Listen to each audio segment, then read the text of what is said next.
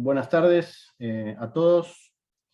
Bueno, hoy me toca el honor de presentar al doctor Oscar Luján, de la Facultad de Agronomía y Veterinaria de la Universidad Nacional de Río Cuarto, provincia de Córdoba, Argentina. El doctor Luján es médico veterinario, otorgado por la misma universidad. Ha cursado sus estudios de posgrado, es especialista en ciencias clínicas, otorgado por la misma institución, y doctor en ciencias agropecuarias, otorgado por la Universidad Católica de Córdoba en el año 2011. Su tema tiene que ver con el que va a disertar hoy, de doctorado, fue determinación mediante observación clínica, histopatológica e inmunohistoquímica de los efectos locales de trasplantes homólogos de túnica flava en cirugía abdominal del bovino. En cuanto a su desempeño académico, actualmente es profesor titular en el Departamento de Clínica Animal de la asignatura técnica quirúrgica. También colabora en diferentes asignaturas de dicha carrera. También es docente de posgrado en la especialidad en sanidad de los rumiantes domésticos. Es responsable del dictado del curso Actualización en técnicas quirúrgicas más frecuentes utilizadas en el bovino. También en la especialidad de producción bovina de la Universidad Católica de Córdoba, es el responsable de la asignatura Sanidad Animal.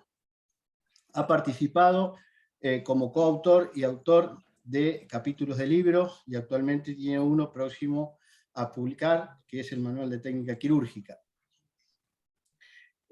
Ha participado, ha publicado y disertado en numerosas oportunidades con trabajos científicos en el ámbito nacional e internacional, como así también ha asistido a numerosos cursos y jornadas de especialización.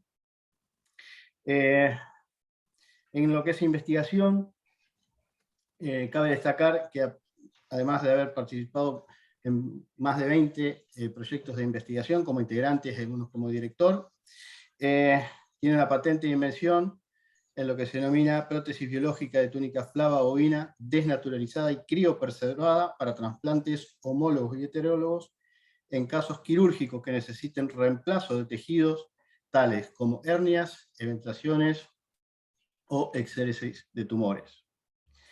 En cuanto a lo que es un poco la gestión y extensión, ha actuado como vicepresidente, tesorero y en 2 oportunidades como presidente del Consejo Directivo del Colegio de Médicos Veterinarios de la provincia de Córdoba. Actualmente en la universidad es director del Departamento de Clínica Animal y es integrante del Servicio de Cirugía de Grandes y Pequeños Animales de la Facultad de Agronomía y Veterinaria de la Universidad Nacional de Río Cuarto. Y además de agregar, bueno, su amplia trayectoria, digamos, en el ejercicio profesional del ámbito privado. Así que, doctor Luján, para mí ha sido un placer presentarlo.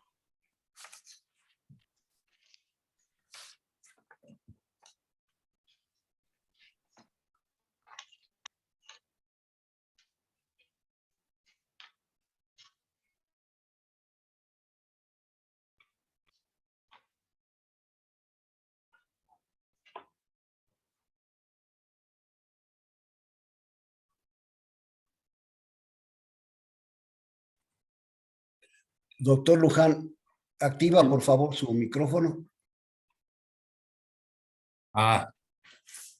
Perdón. Bien, muchísimas gracias Rubén por la presentación, muchísimas gracias por tus palabras, muchísimas gracias a la gente que me convocó para esta conferencia. Y ¿me están escuchando bien? ¿Sí? Bien. Sí, muy bien. Voy a empezar si les parece, a compartir la pantalla.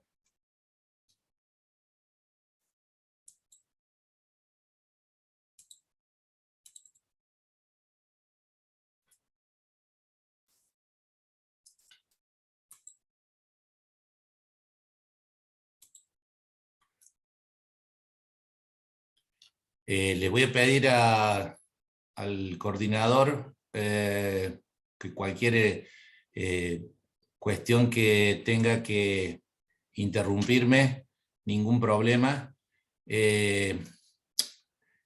Vamos a dar comienzo entonces, si me lo permiten, al desarrollo del tema motivo de la convocatoria de esta tarde: empleo de la túnica flava bovina como prótesis biológica en medicina veterinaria.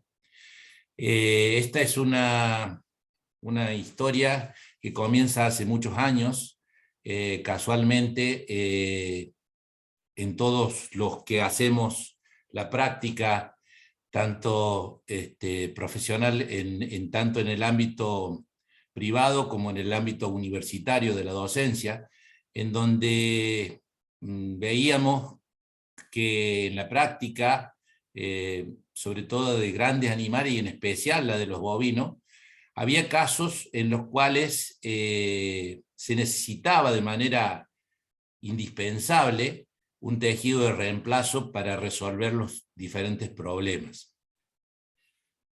Nosotros comenzamos esto allá por el año 97, 98, para ir intensificando en el 2000 los primeros estudios que veníamos haciendo sobre este tejido, y nos valíamos de encuesta que hacíamos a los profesionales privados, en donde nos transmitieron también la necesidad de contar con esos tejidos de reemplazo. Hay cuestiones como traumatismos graves, como exéresis de tumores, o anillos herniarios demasiado amplios que no permiten un cierre convencional y en donde se necesita un tejido de reemplazo. Entonces todo el equipo se dispuso a estudiar esta temática para ver qué podíamos encontrar al respecto.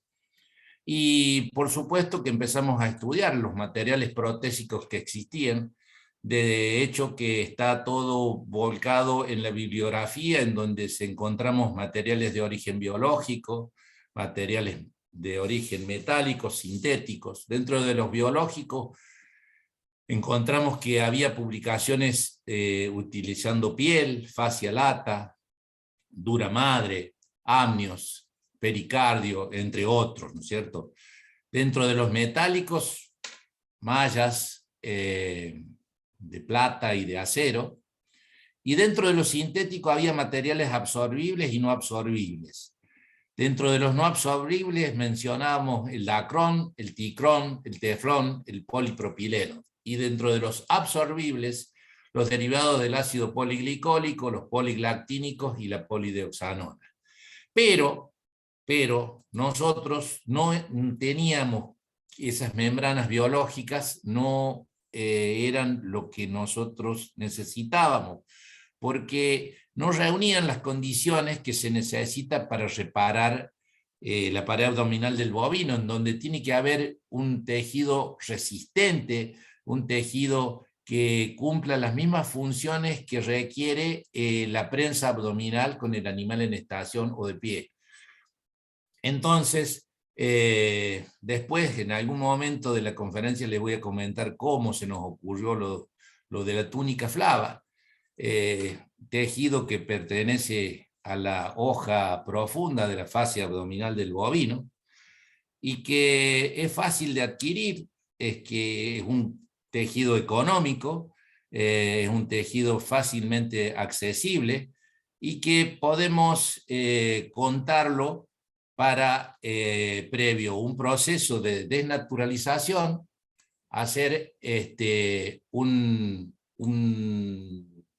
una prótesis, una bioprótesis para reemplazo de tejidos en los casos en que hiciera falta. Obviamente que la túnica flava, descripta así como tal, y si hubiésemos, como lo hicimos al principio, intentar ponerla así nomás, nos provocó o nos generó en el huésped, en el receptor, signos de rechazo muy evidentes, por lo cual decidimos empezar a trabajar de otra manera y plantearnos en lo que terminó en mi tesis de doctorado, con una hipótesis en la cual afirmaba en ese momento que el trasplante de un segmento de túnica flava homóloga, desnaturalizada sobre la pared muscular del abdomen del bovino, no genera rechazo y además se incorpora al tejido receptor. O sea, si nosotros miramos, hacemos una mirada amplia de la hipótesis, es muy ambiciosa, pero teníamos fe y nos fijamos objetivos generales y específicos. Dentro de los objetivos generales, había que determinar los efectos de ese trasplante de túnica y para cuál nos íbamos a valer de una observación clínica en primera instancia, la clínica es soberana, un estudio histopatológico y también un estudio inmunohistoquímico. Esto como objetivo general, clínico, histopatológico, inmunohistoquímico. En la clínica ya vamos a ver en qué nos hacíamos hincapié.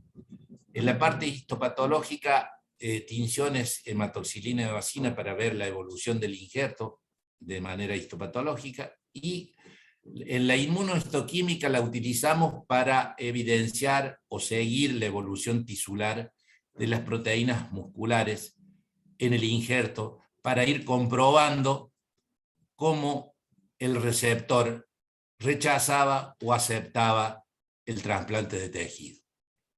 Como objetivo específico, nos habíamos propuesto en ese momento determinar la observación clínica, la observación histopatológica, como lo decía recién, y la parte de inmunohistoquímica. ¿Qué utilizábamos? ¿Qué materiales y métodos utilizaron? Trabajamos, como ya lo dijo Rubén en mi presentación, en la Universidad Nacional del Río Cuarto. Siempre trabajé en esa casa de estudios, orgulloso de participar de esa casa de estudios, y también trabajo en la parte de posgrado en la Universidad Católica de Córdoba. Pero todo mi desarrollo personal y profesional lo llevé a cabo en esta ciudad, corazón de la República Argentina, en el centro de la provincia de Córdoba, y trabajamos en ese lugar, en los corrales destinados a tal efecto, con 10 animales bovinos seleccionados, más o menos por peso y por raza, eran Aberdeen Angus, de aproximadamente variación de peso entre 200 y 210 kilos, promedio, y de 10 a 12 meses de edad. Ahora les voy a plantear más o menos cómo era la metodología, pero en cada uno de los individuos, aparte de identificarlo y hacerle el examen clínico previo, se le hacía el trasplante, se tomaban las muestras a 0, 15, 30, 60 y 90 días, y por supuesto que cómo se provocaba la desnaturalización, se lo voy a explicar en detalle. La preparación y la conservación de la túnica flava bovina se hace, intentamos destruir toda la capa antigénica utilizando en primer lugar pinzas de disección, bisturí y tijera para eliminar de la túnica flava todo resto de tejido muscular adherido y también del tejido adiposo que estaba circundante.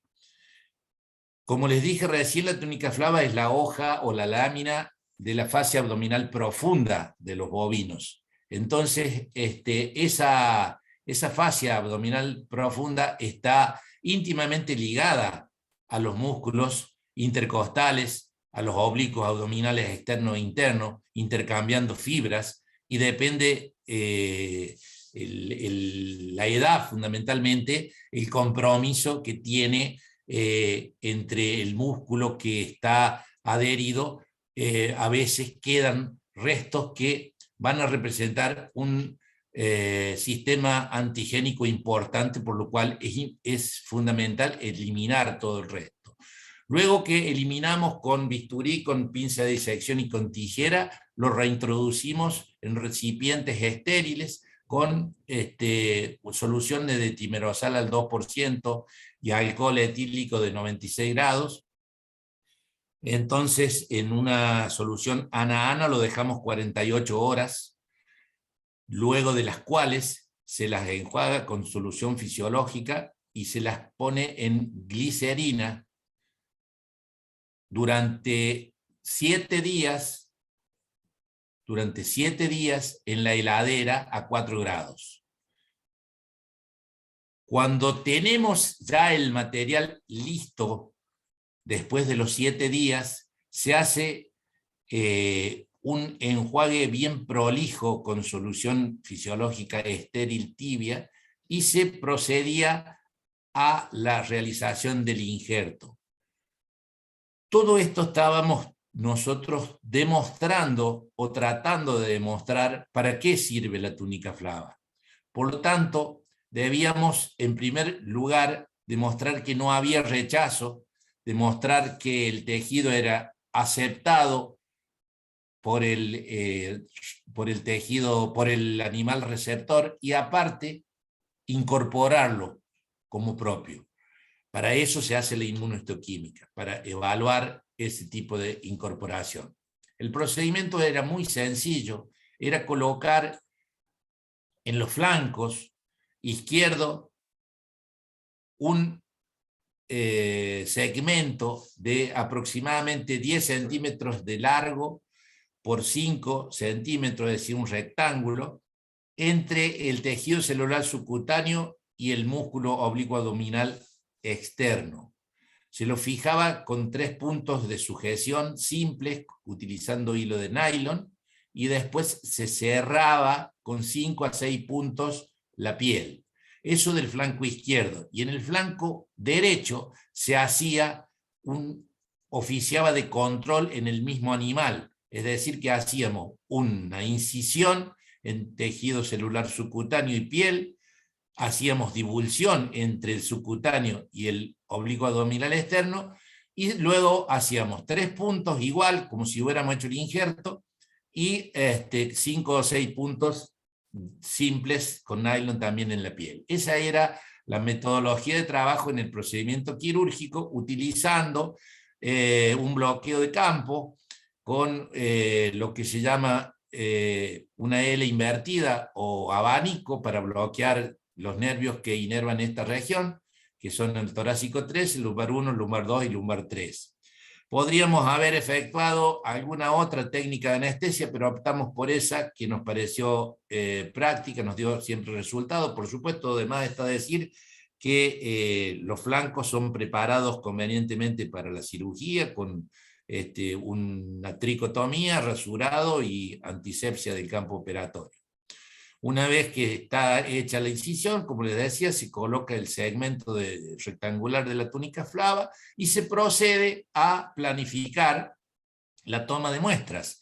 Que la primera toma de muestras se hace el día de la cirugía, en donde se saca segmentos del tejido celular subcutáneo únicamente, y del injerto solamente no se dan datos porque es simplemente la túnica flava desnaturalizada.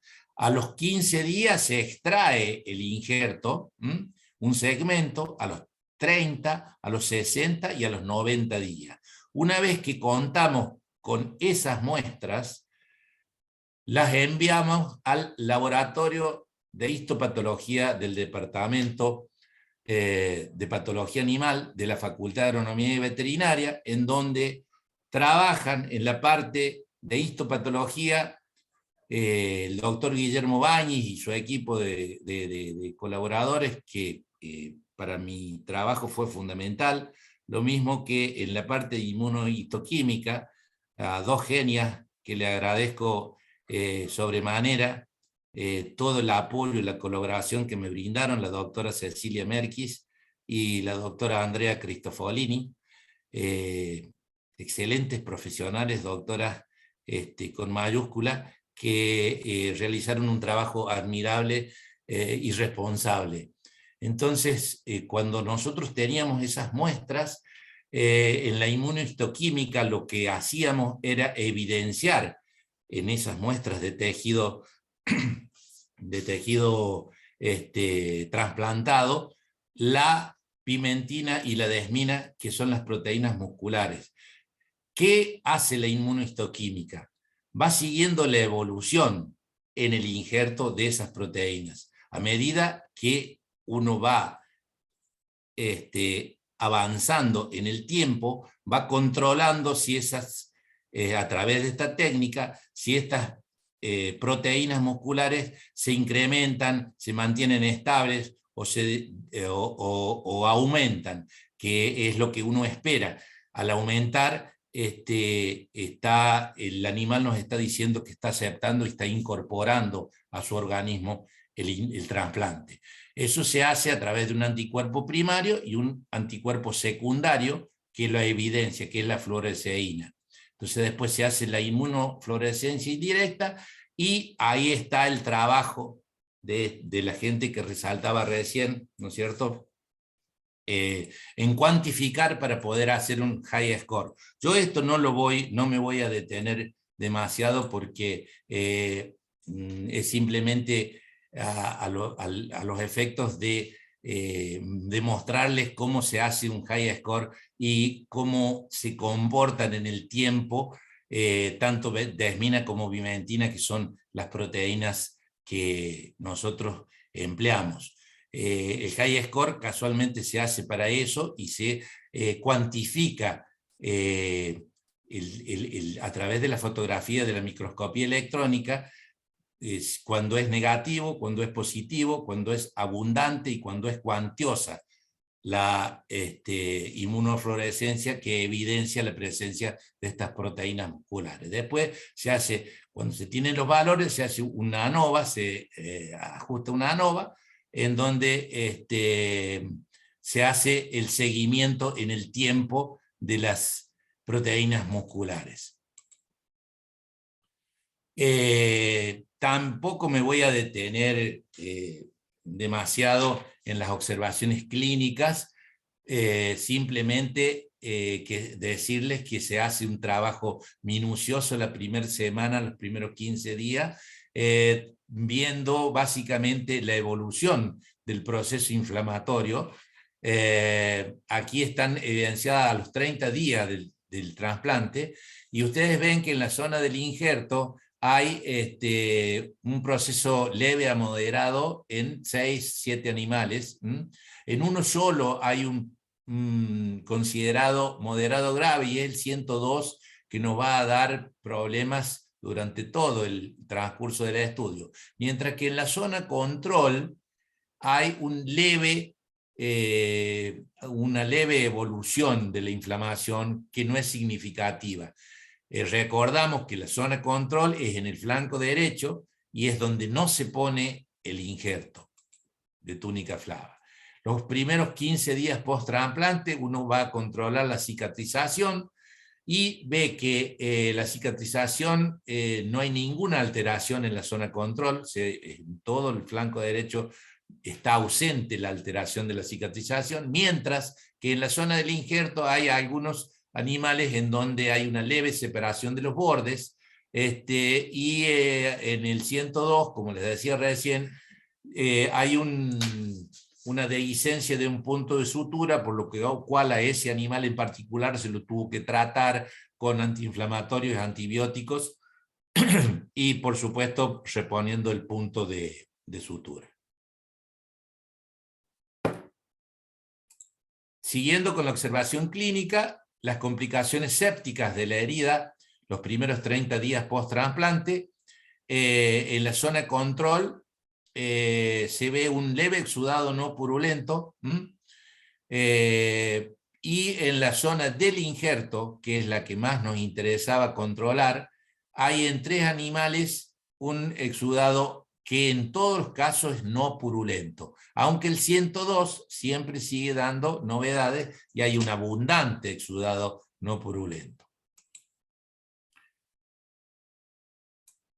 En la anatomía microscópica mostró un tejido epitelial normal en la primera toma de muestra, ¿no es cierto? Compuesto por epidermis y dermis, como era esperable, y la túnica aislada antes del implante, ¿qué íbamos a observar? Obviamente que íbamos a observar un tejido conectivo denso y había haces longitudinales de colágeno y escasos fibroblastos.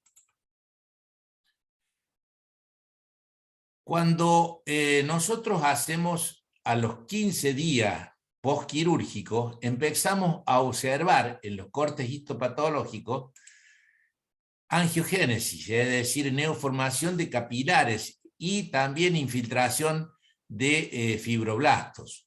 Y esto sigue aumentando, la infiltración, a medida que va pasando el tiempo, a los 30, 60, para no pasarle todas las fotos, que no es lo más importante de este trabajo, sino que marcarles de que hay una angiogénesis bien marcada a medida que va pasando el tiempo, y cuando hacemos la muestra a los 90 días, prácticamente vemos un tejido normal en donde no hay diferenciación del tejido trasplantado y del tejido dérmico y epidérmico. Eso es un poco la importancia que muestra el estudio microscópico o histopatológico. Y acá yo les decía recién, cuando hablaba de desmina y bimentina, los comportamientos dispares que tienen las dos proteínas musculares, y les voy a tratar de explicar por qué. Ustedes fíjense que en la primera toma de muestra, al día 0, tenemos un nivel de proteínas que no llega a 150, está más o menos entre los 130 y 140 de acuerdo al high score que hicimos. Y vemos que hay una baja los primeros 15 días para ir aumentando significativamente hasta los 60 días y una disminución leve hacia los 90 días. Pero cuando hablamos de desmina, vemos que el nivel basal es bajo en relación a bimentina. Ya les voy a explicar por qué. Cuando hacemos la apreciación de la inmunofluorescencia y cómo evidencia la fluoresceína a la proteína muscular, vemos que de los 15 días a los 30 días, ustedes fíjense la diferencia que hay. Esto es todo por microscopía electrónica.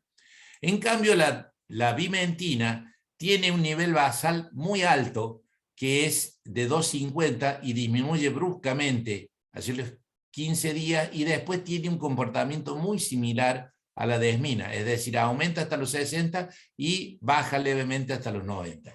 Este valor altísimo basal de 250, de acuerdo a los estudios y a la bibliografía revisada y a la conclusión de nuestro propio grupo de investigación, es que el filamento intermedio, digamos, de cualquier célula del citoesqueleto, ustedes saben que están formados por los filamentos finos, los intermedios y los gruesos.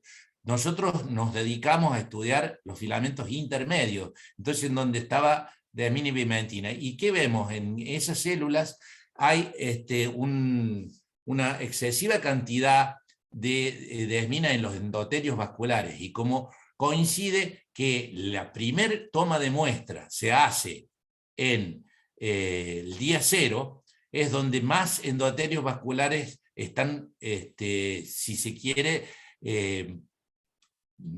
rotos por el bisturí, por el instrumental quirúrgico que es utilizado para la toma de muestra. Entonces, eso explicaría ese aumento basal o los valores basales tan altos de bimentina. De todas maneras, el crecimiento no es tan notorio. Ustedes fíjense, de 30 a 60 días se nota una inmunomarcación más intensa, pero no es a los valores que tiene desmina. Tiene comportamientos similares, pero cada uno tiene su particularidad. En la discusión de la tesis, digamos, del trabajo, bueno, nosotros teníamos un poco nuestras apreciaciones de la observación clínica, que no se las voy a volver a repetir, es decir, que hubo algunos casos leves de alteraciones inflamatorias, pero en el flanco control no hubo prácticamente ninguna alteración inflamatoria. Algunos autores, le voy a citar a algunos nada más, en el 2010 trabajaron en la corrección de las hernias umbilicales con fase autógena en los terneros, y los resultados de esta observación clínica, de estos trabajos, mostraron, fíjense, un 80% de inflamación, a diferencia de nuestro trabajo. Pero fíjense que el 80% de inflamación en la zona donadora, es decir, que de donde se extraía la fascia había más inflamación, el 40% de dehiscencia de las heridas en la zona del injerto.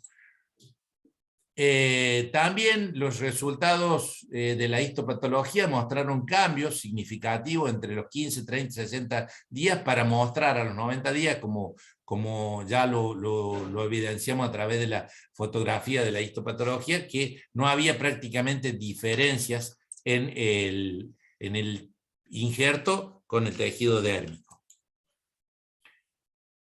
Los resultados de la inmunohistoquímica demostraron que en el injerto tanto vimentina como desmina iban creciendo en el tiempo, lo cual con comportamientos diferentes, pero que nos evidenciaron a nosotros que había una aceptación por parte del individuo receptor, y lo cual, a pesar de ese comportamiento distinto, las dos indicaban y apuntaban como aceptado. Y bueno, no hay una sola conclusión de esto, sino que hay varias conclusiones. La más importante quizás es que la túnica flava homóloga desnaturalizada se puede utilizar como material protésico de origen biológico en la pared abdominal de los bovinos. Esto ya está demostrado que se puede hacer. Y se lo puede utilizar en diferentes casos quirúrgicos que ya lo vamos a analizar. Otra conclusión importante es que la túnica flava homóloga desnaturalizada se incorpora al tejido del animal receptor sin generar rechazo. Y eso es gracias a que el empleo de la inmunohistoquímica o de técnicas de inmunohistoquímica resultó ser una excelente herramienta complementaria, tanto el estudio macroscópico como microscópico de ese injerto o de ese tejido trasplantado, como le querramos llamar. La evaluación esta de las proteínas de la matriz extracelular, del citoesqueleto, de la vimentina y desmina concretamente para este caso, permitió el seguimiento de la evolución tisular y demuestra la incorporación o una adecuada incorporación de la túnica flava trasplantada al tejido receptor. Este trabajo tiene implicancias y abre una línea de investigación que luego se cristalizaron en algunos proyectos que nosotros llamamos PPI, proyectos de investigación en cada uno de los equipos de trabajo que me acompañan en Río Cuarto, que fue como medir la fuerza tensil de la túnica flava desnaturalizada y compararla con el tejido fresco. Y también se hicieron estudios de la flava desnaturalizada y criopreservada, es decir, conservada hasta 6 meses en freezer a menos 80 grados, de manera tal que se disponga de un banco de tejidos que cuando el cirujano veterinario lo necesite en la urgencia de la cirugía, lo tenga a mano, porque si no, tenemos un tejido que, como les expliqué al principio, se coloca 48 horas en timerosal ana con alcohol, y se tiene una semana en glicerina para fijarlo con 4 grados de temperatura. Eso me entorpece un trabajo de urgencia, Entonces nosotros necesitamos tener un banco de tejido y la criopreservación es una fuente importante de esos tejidos como banco, como reserva. La túnica flava, perdón.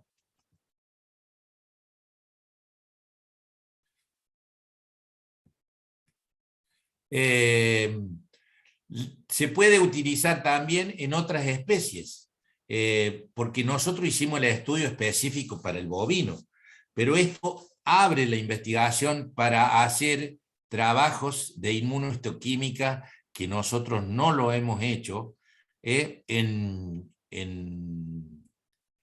caninos y en equinos. Y de hecho, en una casuística baja, pero casuística al fin, hemos solucionado algunos problemas como la primer figura que yo les mostré cuando hacía la presentación del trabajo. Esta potranca que se llevó por delante a toda furia, como le decimos aquí, un esquinero, un poste, quizás espantada por algún animal salvaje. Nosotros vivimos en una zona donde hay sierra y donde hay pumas, probablemente haya venido asustada por esa causa y chocó con su cabeza, destruyendo prácticamente todos los cornetes nasales, el hueso nasal y por supuesto los tejidos blandos. Se comprometió tejido blando y duro. Acá había la única forma que nosotros encontramos viable de solucionar este problema fue hacerle lo que llamamos vulgarmente un parche, un remiendo con la túnica flava. Pero ¿qué pasaba?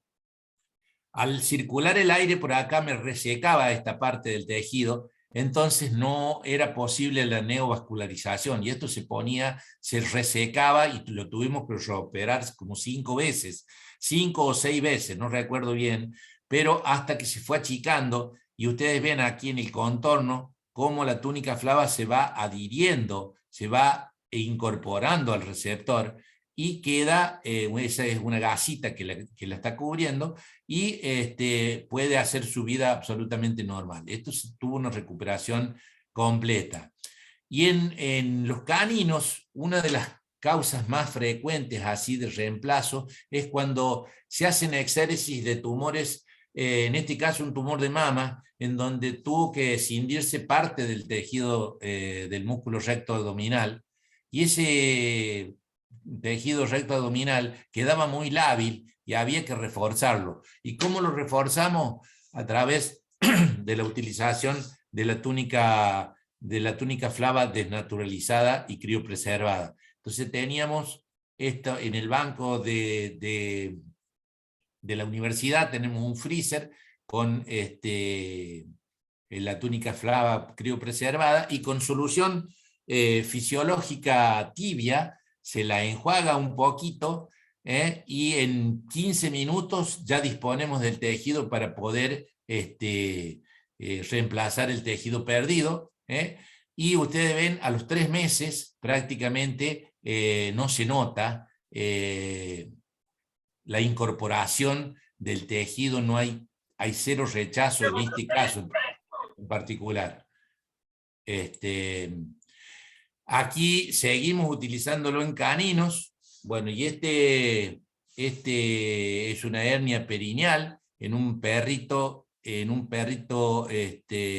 callejero que nos llevó a una sociedad protectora y que lo hicimos en la veterinaria de un colega amigo que trabaja conmigo en la universidad y que hacemos profesión privada en la misma área en ese momento, que era de Rotarán, y me estoy refiriendo al colega del doctor Andrés Boatti, en donde decidimos colocarle un parche de túnica flava en esos tejidos totalmente lábiles que conforman todo lo que es la parte de la hernia perineal, en donde muestra lo versátil que puede ser un parche de túnica flava, en donde nosotros vamos acomodando de acuerdo a la necesidad, vamos recortando, y recuerden también que es un tejido y una práctica, digamos, sumamente accesible desde el punto de vista económico.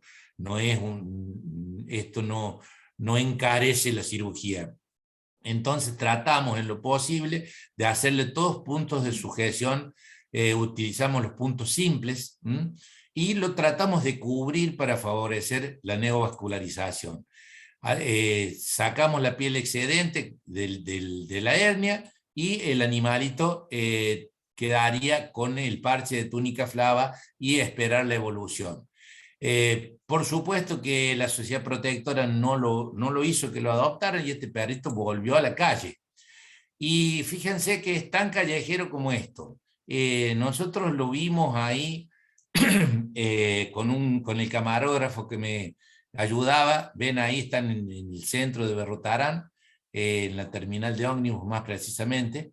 Él está ubicado plácidamente en una vereda, y nosotros tratamos de enfocarlo, pero es desconfiado como todo perro callejero, entonces tuvimos que correrlo, el pobre camarógrafo lo corría para obtener alguna imagen. Ahí casi se lo lleva puesto una moto y nos arruina el trabajo, y ahí levanta la cola y se puede observar bien la incisión de la intervención de la hernia. Y ahí andaba el Manchita, como le decían ahí todos los vecinos, con su hernia reparada. Esto, como lo adelantó Raúl Mazzini, lo presentamos en el INPI, que es el Instituto Nacional de la Propiedad Industrial, la Administración Nacional de Patentes, y lo presentamos como prótesis biológica de la túnica bovina desnaturalizada y criopreservada para trasplantes homólogos y heterólogos. Lo hicimos a través de la solicitud del número que figura en la pantalla. Lo hicimos el 19 de febrero de 2019 y el examen preliminar técnico está aprobada. Es decir que, bueno, pudimos concretar no solamente un trabajo experimental coronando una tesis de doctorado, sino también la obtención de una patente, que, bueno, no es un dato pequeño, ¿no? Y bueno, por supuesto que toda la capacitación, como pongo ahí, es importante, pero nada supera, es un concepto muy personal, el amor que brinda el lazo familiar. Y lo quise representar a ese lazo familiar, a toda mi familia, en los 4 nietos, en Benicio, en Lucía, en Guillermina y en Benjamín. Y por supuesto, ese lazo familiar incluye esposa, mis 3 hijos, mis hermanos, y con los cuales trato de que la profesión, pasión de mi vida, no me aleje de ellos fundamentalmente. Así que bueno, eso ha sido la presentación. Espero que haya sido de su agrado. Y bueno, estoy por supuesto que a disposición de todos ustedes para las consultas o las dudas que pudiera haber. Pues muchas gracias, doctor Luján, por su excelente conferencia. Invitamos a los panelistas, si tienen alguna intervención, y a los asistentes a esta sesión, si quieren colocar sus preguntas o comentarios en el chat. El doctor Oscar Peruzzi, adelante, Oscar. Bueno, en primer lugar, al colega Luján, felicitaciones por lo minucioso del trabajo. Yo quería que si nos puede dar un poco más de detalle de la obtención de la túnica flava, si era de animales en vida o qué proceso tenía la obtención y cuánto tiempo hasta la llegada de la parte química para conservación. Y aprovecho para hacer un comentario que por allá en el año 80 yo intenté, no fueron más de 4, pero fueron trabajo a campo, no tenían investigación, por supuesto, ¿no? Y tuvimos éxito, y la túnica la extraíamos, logré extraerla en el momento de la faena del animal, ya que tenía acceso ya a un matadero municipal muy chiquito, donde éramos todos amigos y no me podían dar el pedazo de carne con la túnica, que se llama acá en la Argentina vacío. Y bueno, a través de eso, después de extraerle también toda la grasa y músculo, y tuve éxito. Incluso tuve éxito en una eventación que se hizo en una cesárea paramediana, que tuve la posibilidad de seguirlo hasta la muerte de la vaca, ya que por algo que no vale la pena explicar, nos habíamos podido con un amigo comprar esa vaca cuando era descartada y la seguimos hasta que después la engordamos, la faenamos y la comimos. Bueno, pero la última, resulta que el matadero no tuvimos más acceso y la última la busqué en una venta de carne común. Y fue un caso muy, muy complicado porque era un ternero que había nacido sin toda la flava del abdomen ventral, muy grande era, y ahí fracasé y bueno, y después no seguí más. Es decir, tampoco tuve muchas oportunidades. Después aparecieron las mallas y bueno, ese problema se había superado. Pero bueno, esto viene a cuento y la pregunta del doctor Luján es si nos puede describir la extracción y el mantenimiento hasta llegar a la parte, sí vi que dio el producto ahí, pero ¿cuánto tiempo hasta llegar a todo el resto? Con todo gusto, doctor Perusia, un gusto, en primer lugar, compartir la pasión que tenemos por la cirugía de los bovinos con, usted sabe, el respeto y la admiración que siento por usted y por el doctor Garnero. Cuando nosotros empezamos esta charla, yo les dije que le iba a contar el origen de cómo venía el porqué de la túnica flava, ¿no? Y tal cual usted lo describió, nosotros le decimos acá en Córdoba la telita del vacío. Nosotros sacábamos de un frigorífico, nosotros teníamos ahí en Río Cuarto, muy cerquita, un frigorífico que nos proveía la túnica flava del animal recién faenado. Inmediatamente de faenado íbamos y extraíamos los segmentos de 20 por 20 de túnica flava, lo procesábamos y lo poníamos en solución fisiológica y lo llevábamos en los tuppers comunes, eso, solución fisiológica nada más, e inmediatamente lo llegábamos a la universidad y nos poníamos con los ayudantes a sacarle la grasa, sacarle el tejido muscular. Y lo que usted dice de su experiencia, que por supuesto es muy valiosa y siempre surge a veces de la necesidad de tratar de resolver un problema y echar mano a la invención inmediata. A nosotros nos pasó exactamente lo mismo, doctor. ¿Y por qué la túnica flava? Pues nosotros habíamos tratado de solucionar un problema con una eventración, con una vaca que teníamos ahí en Río Cuarto,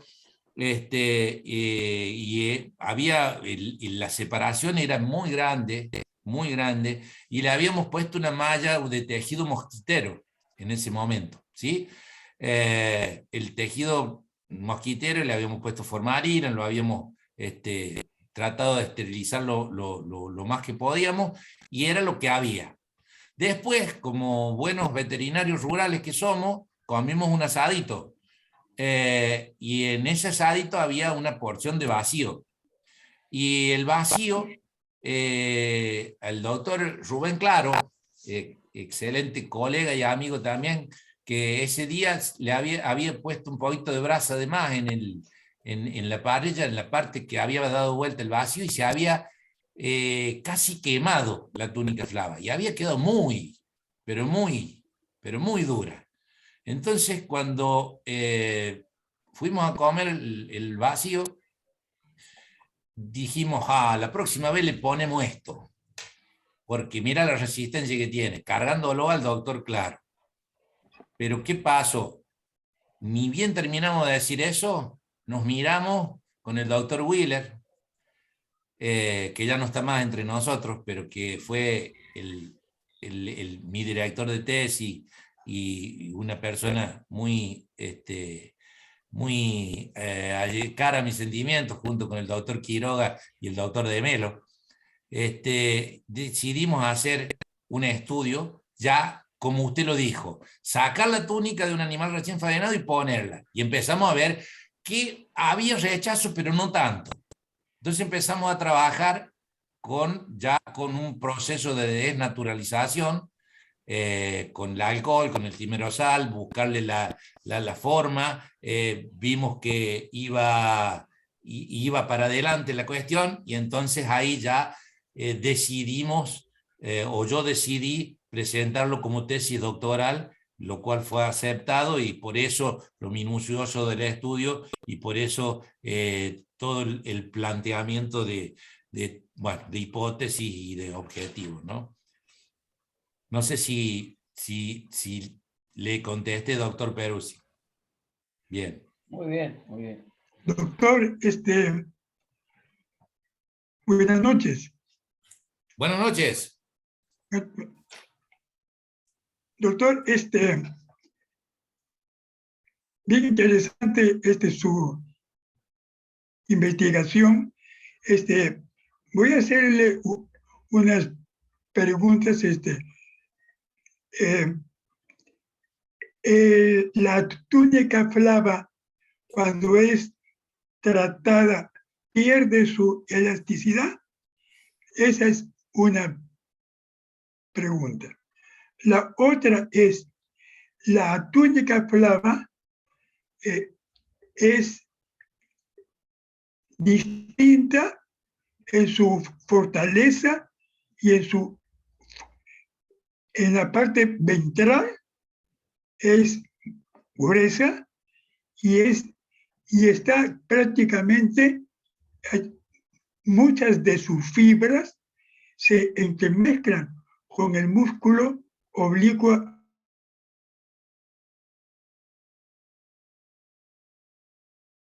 Sí, se cortó un poquito la comunicación, pero creo haber entendido. ¿Ustedes me escuchan bien? Rubén, ¿me escuchas bien? Sí, sí, te escucho bien. Sí, Bueno, doctor. no alcancé a escuchar la última parte. La primera parte, en cuanto a la elasticidad, nosotros, por eso yo le refería que hicimos un trabajo de investigación de la fuerza tensil, y probábamos la túnica flava fresca, recién extraída, y la tratada, y también la criopreservada, en donde no hubo diferencia significativa, es decir, la elasticidad no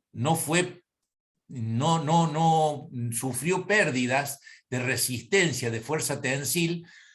Por lo tanto, nos sirve absolutamente como tejido de reemplazo, con las mismas características de la fresca, prácticamente las mismas. No hay diferencia de resistencia. Eso se hizo a través de la colaboración de la Facultad de Ingeniería de ahí de Río Cuarto, en donde lo ponían en aparatos especiales y iban midiendo la fuerza tensil de las tres, ya sea la fresca, la tratada con timerosal y alcohol, y la tratada y a su vez criopreservada. Por eso nosotros ahí, creo que hay una pregunta en el chat, después vamos a ver, lo voy a ver con detenimiento, sino que no quiero distraerme con la pregunta que me hizo concretamente el colega recién. Sí, nosotros tratamos de sacar la parte de la túnica flava de la hoja abdominal que no está entremezclada con las fibras del oblicuo abdominal externo y de los intercostales. Más vale sacamos la túnica en donde tiene menos compromiso íntimo entre las fibras musculares, porque eso genera mucha superficie antigénica y probablemente sea motivo de rechazo si dejamos eso. Preferimos utilizar la que no está comprometida con las fibras musculares.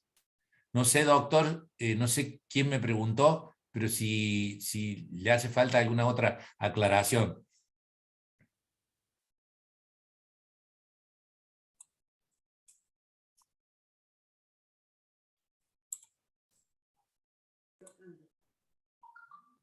Doctor Ovalle, ¿quiere encender su micrófono, por favor?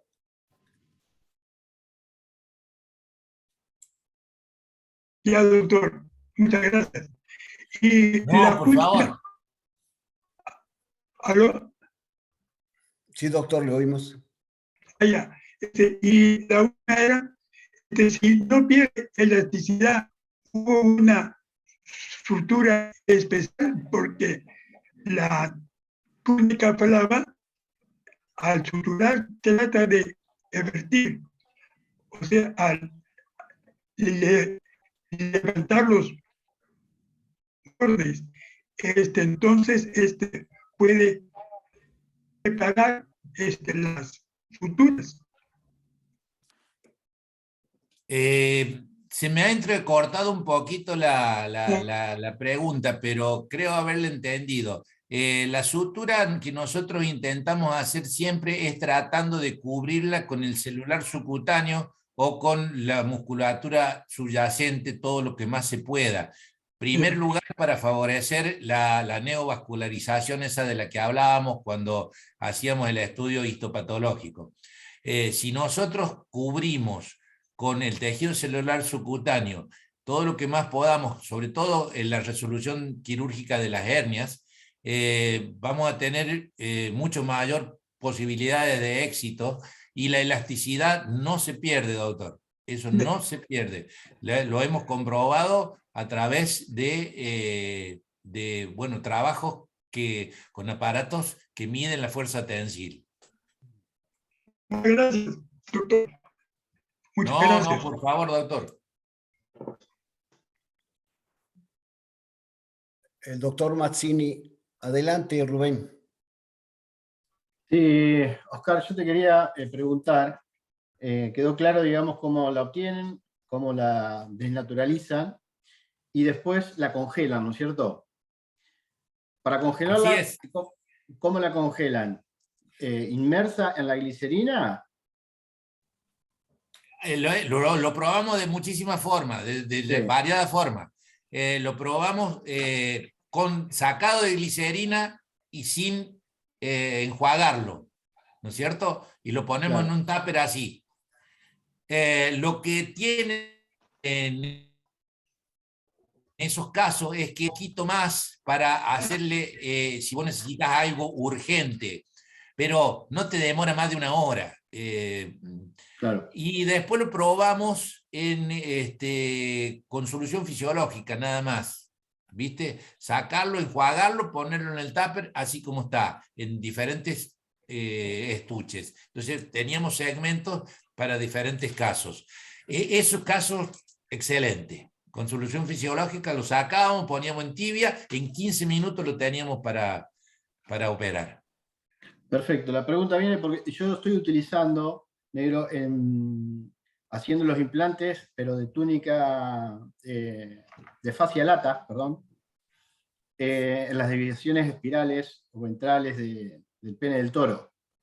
Entonces les hago un implante entre el ligamento apical y el cuerpo cavernoso, con buenos resultados. El problema que tengo es que te alarga el tiempo quirúrgico, porque son implantes homólogos.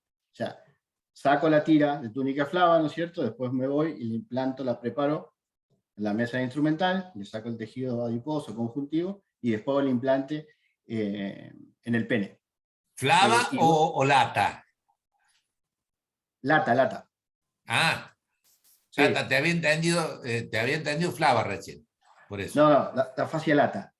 Sí. Pero bueno, me prolonga mucho el tiempo quirúrgico.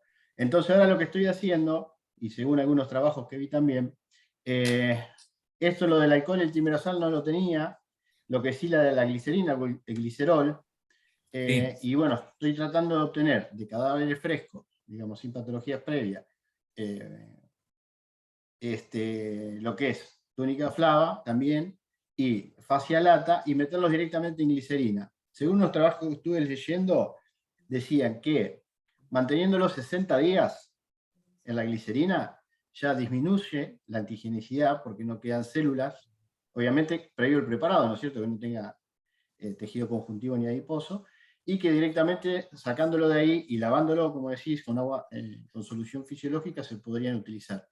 Que es la alternativa, yo no sabía esto de la criopreservación, es la alternativa que yo ahora estoy haciéndome un banco de estas túnicas, digamos, para tener frente al momento que tenga que utilizarlos. Claro, claro.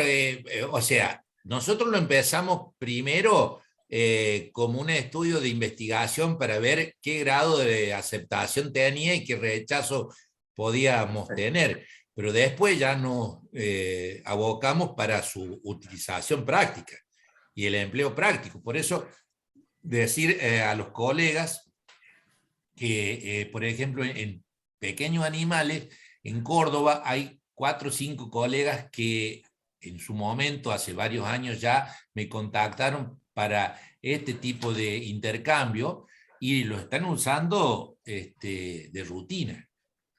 Perfecto. Así que dale tranquilo. Buenísimo. La doctora Rosemary, adelante, doctora. Buenas noches, gracias doctor, excelente presentación, parece un tema muy importante y novedoso, ¿no? Sobre todo porque se puede aplicar en clínica de grandes especies y también de menores. Tengo 2 preguntas, la primera es si han hecho una estimación de cuántos centímetros cuadrados aproximadamente de lesiones se pueden cubrir con esta túnica flava para tener un buen resultado, ¿no? Si han hecho alguna, ¿no? Algún cálculo, ¿no? Hasta cuánto se puede cubrir. Y la segunda es si es que el espacio muerto entre la túnica flava y la estructura sobre la cual se coloca trae algún problema o se hace alguna maniobra, un punto, etcétera, para poder evitarla o reducirla. Eso es todo, gracias. Bien, doctora, a ver, las estructuras o los espacios que hemos cubierto, no hemos hecho un seguimiento y un estudio estadístico de la separación de los bordes, por lo cual no le puedo dar datos precisos. Sí le puedo decir que hemos solucionado hernias umbilicales, sobre todo en terneros, que de otra forma no hubieran sido posible solucionar. Y en cuanto al espacio muerto, es muy importante lo que usted pregunta, por el hecho de que lo más posible, lo más factible y lo más exitoso que va a resultar el injerto es si lo tratamos de cubrir con el tejido subyacente, ya sea muscular o subcutáneo, porque eso le va a proveer la posibilidad de la neovascularización y de la infiltración a través de los fibroblastos para favorecer la cicatrización. De otra manera, va a ocurrir lo que nos ocurrió en la potranca, en donde el espacio era muy amplio y aparte, doctora, circulaba el aire y ese aire resecaba el tejido y evitaba, entonces se iba cicatrizando, pero desde los bordes, no sé si me explico. En el centro ya no había vascularización, por eso había que reoperarlo y lo tuvimos que hacer 5 o 6 veces para tratar de solucionarlo del todo. Gracias, doctor. No, gracias a usted.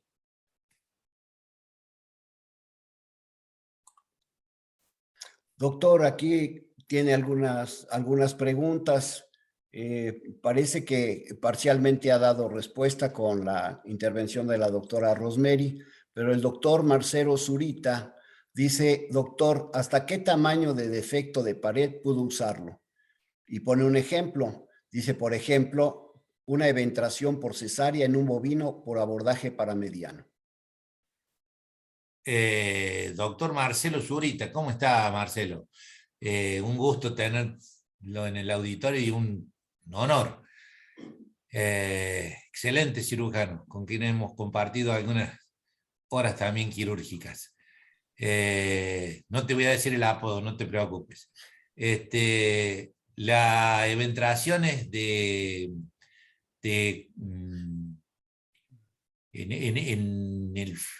la laparotomía paramediana, transrectales para las cesáreas y con eventraciones, han sido varias las que hemos hecho.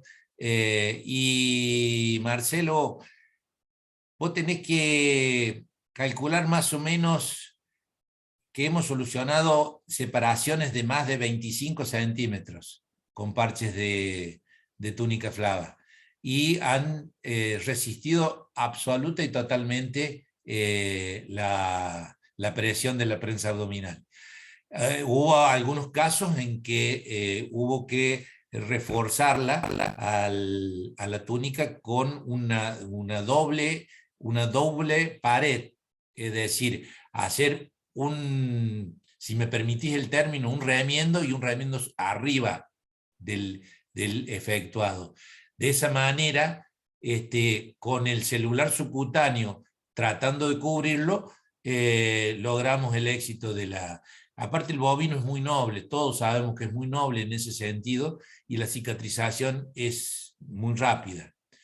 Pero yo siempre le digo a mis alumnos, casualmente esta mañana le decía, no se confíen en que el bovino no tiene complicaciones sépticas que comprometen la vida. No hay que terminar la cirugía, la cirugía es una sola. Las condiciones de antisepsia y asepsia son para pequeños y para grandes animales. Entonces, a veces cuando una complicación séptica postquirúrgica, no hay que subestimarla en los bovinos, y ahí es donde podemos llegar a fallar, Marcelo, cuando el espacio es demasiado grande. Tenemos que hacer una buena antisepsia bien profunda de la zona, un lavado muy minucioso, y recién ahí incorporarle. Pero yo no te sé decir bien un promedio, como le contesté recién a la doctora Rosemary Barreto, que no hemos hecho un estudio, pero sí hemos solucionado separaciones increíbles. No sé, Marcelito, si te he contestado. Muchas gracias, doctor. La doctora Estefanía Montero hace la siguiente intervención. Dice, teniendo la túnica flava como reserva, ¿hay un tiempo determinado en el que ya no sea viable utilizarla? ¿Me puede repetir la pregunta, doctor? Sí, doctor. Dice, teniendo la túnica flava como reserva, ¿hay un tiempo determinado en el que ya no sea viable utilizarla? Nosotros hemos hecho el estudio de la criopreservación por 6 meses. No hemos hecho más, porque hasta los 6 meses es perfecta la adaptabilidad y la posibilidad de uso. Y invito a los colegas más jóvenes a que sigan trabajando en esto y sigan demostrando de que la versatilidad y la utilidad de la túnica flava después de los 6 meses, hay que hacerle fuerza tensil, hay que hacerle todo lo relativo para que tener éxito en la resolución de la pérdida de tejido. Hasta los 6 meses es así. Muchas gracias, doctor. Pues una buena cantidad de felicitaciones de sus discípulos de la Argentina, doctor. Se congratulan de ser sus alumnos. Dice, ha sido un honor tener a un gran profesor. Y también saludos de México, de San Luis Potosí y de Puebla. Pues con esto concluimos su conferencia, doctor. Muchas gracias, ha sido un verdadero privilegio oírla, una gran enseñanza.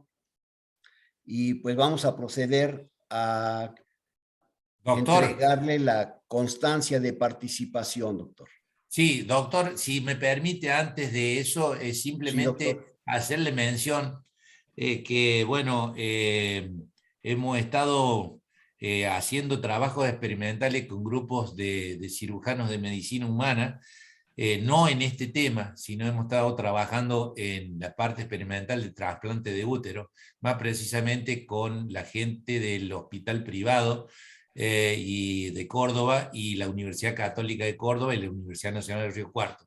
Y hemos estado conversando sobre la túnica flava como posibilidad de malla para la utilización en la medicina humana. Obviamente que tiene que seguir una serie de protocolos y de caminos desde el punto de vista ético y desde el punto de vista de investigación, pero es una posibilidad que se pueda trabajar porque está dando buenos resultados en la medicina veterinaria y por lo tanto puede llegar a ser útil en la medicina humana, por lo cual sería una contribución muy importante de nuestra profesión hacia la ciencia de la medicina. Nada más que eso, doctor. Disculpe la interrupción. Desde luego, doctor, muy acertada su intervención.